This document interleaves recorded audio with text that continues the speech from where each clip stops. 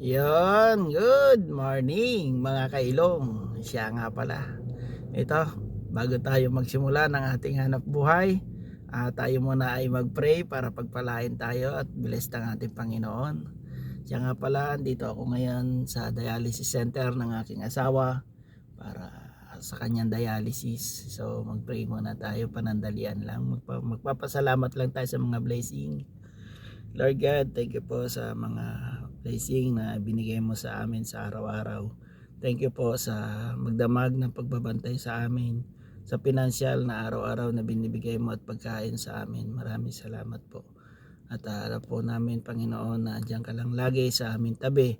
At alam po namin na hindi mo kami papabayaan. Lahat po ng pagsubok na binibigay mo sa amin ay kaya po namin lagpasan ng dahil po sa iyo.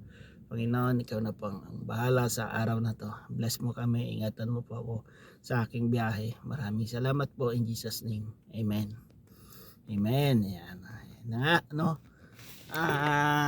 Tutur ko kayo kung saan nagdadialysis ang aking asawa.